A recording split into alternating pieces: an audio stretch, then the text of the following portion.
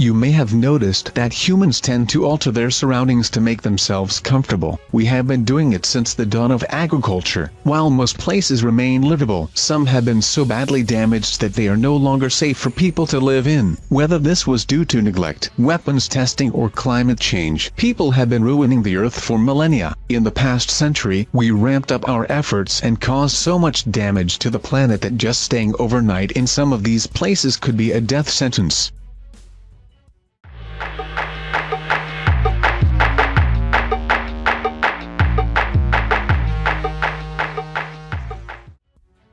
If the entry title didn't immediately give this one away, you should avoid any place that is known as Anthrax Island. There are 3 such islands spread across the planet. They were used by the United States, the United Kingdom, and the Soviet Union to test biological weapons such as anthrax. But that wasn't the only deadly bug unleashed in these places. Gurnard Island off the coast of Scotland was used by the UK during World War II to test anthrax. It was deemed uninhabitable until the late 20th century after decades of anthrax spore contamination. Vozrozdeniya Island was an island in the Aral Sea that was split between Kazakhstan and Uzbekistan. The Soviets used it in the early 1950s to test biological weapons. They planned on decontaminating the island, but the USSR fell before they could do so. Some areas have been cleaned up, but you would be ill-advised to dig up any soil. Finally, the United States government owns and operates the Plum Island Animal Disease Center off the coast of New York. In a plan to sell the land, the government had to commission an environmental impact study to determine the levels of contamination.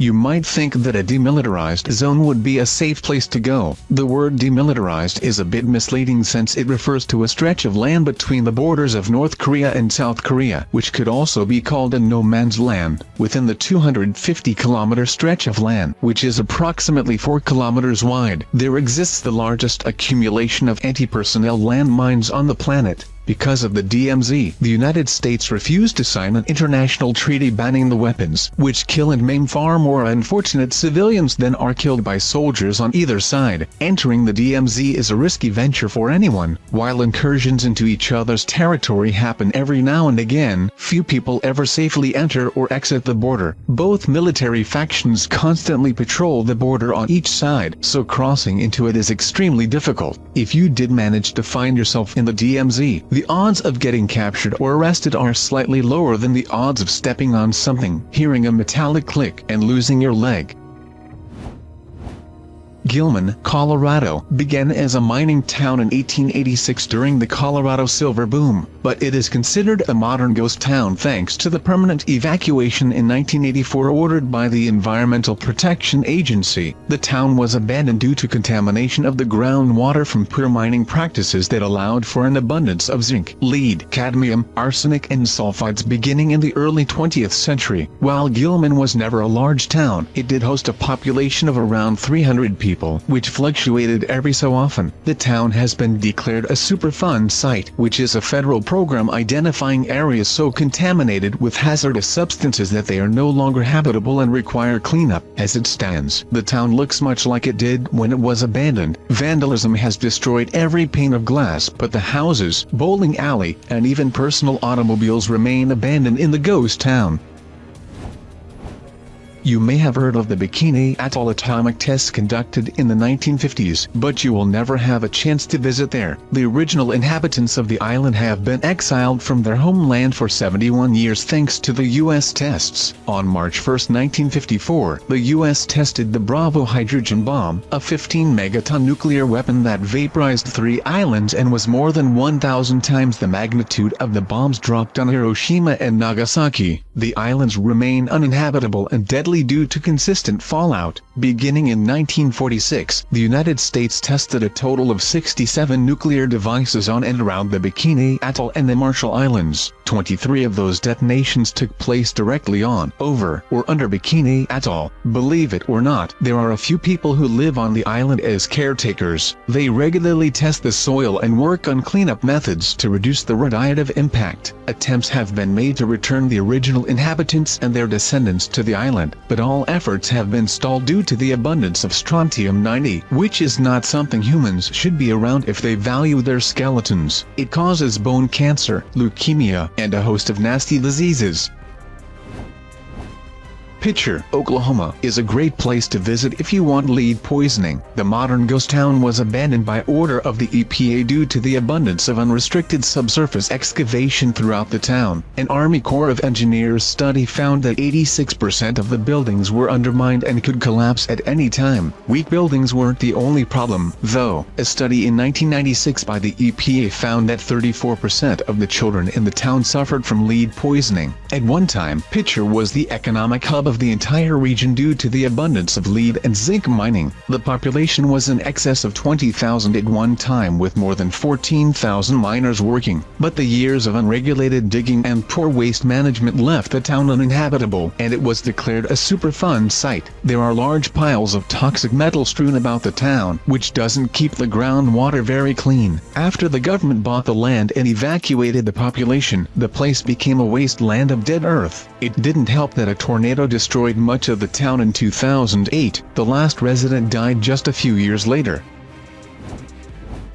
It took a few years, but we eventually learned that asbestos is dangerous to humans. It causes mesothelioma, which is not only difficult to say, it's deadly. So asbestos has been cleaned up and removed wherever it has been found. In the 1960s, Wittenoom, Australia, was the largest producer of blue asbestos on the continent, but by 2013, the town was closed due to the toxic levels of blue asbestos throughout the area. As the dangers of asbestos were becoming clear in the late 1970s, the government began phasing out the township. The town was becoming contaminated and dangerous to anyone who needed to breathe, so the phasing out seemed like a good idea. By 2015, the Australian government had removed the town from its services, essentially delegitimizing it so that it no longer existed. Some people held out until that time, but when the government no longer recognizes the place you live as being a real location, it's time to move somewhere else.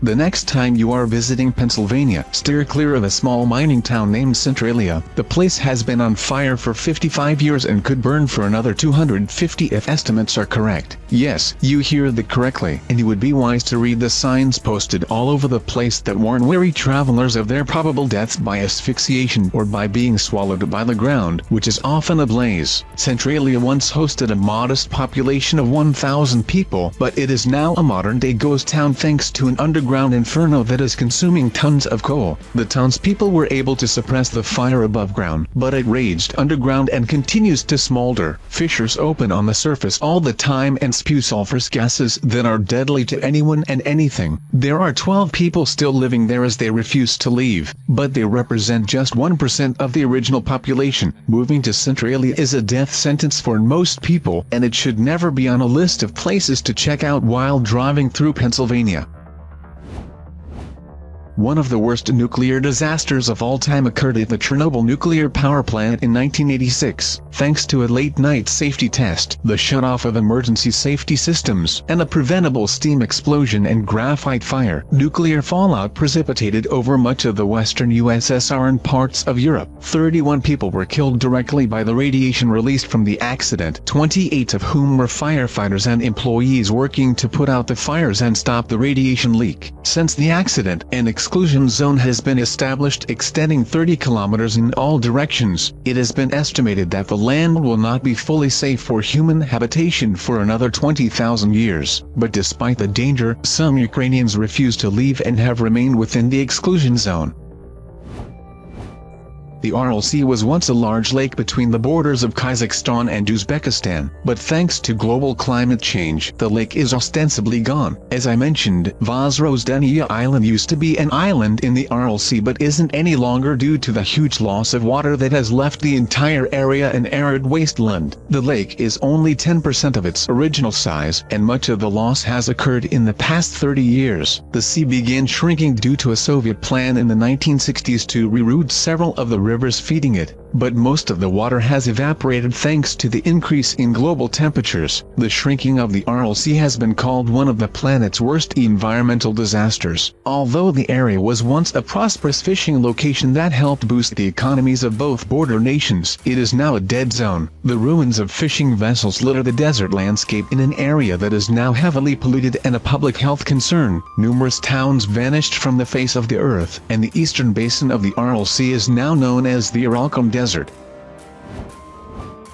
Thanks to the Tohoku earthquake on March 11, 2011, a tsunami pummeled the Fukushima Daiichi nuclear power plant, resulting in 3 nuclear meltdowns. Although it may seem like an act of God type of disaster, an independent investigative team determined that the causes of the accident were foreseeable and the plant operator had failed to meet basic safety requirements, resulting in the fallout. Contaminated groundwater continued to seep through a frozen soil barrier that has been erected to protect the area from the fallout, and the environmental impact has been significant. Since the accident, there haven't been any directly related deaths, but estimates suggest that thousands of people may succumb to cancer as a result of the fallout over the next 3 to 4 decades. Due to all the contamination, the area within a 20-kilometer exclusion zone is currently off limits unless you are interested in acquiring severe radiation sickness and, dying.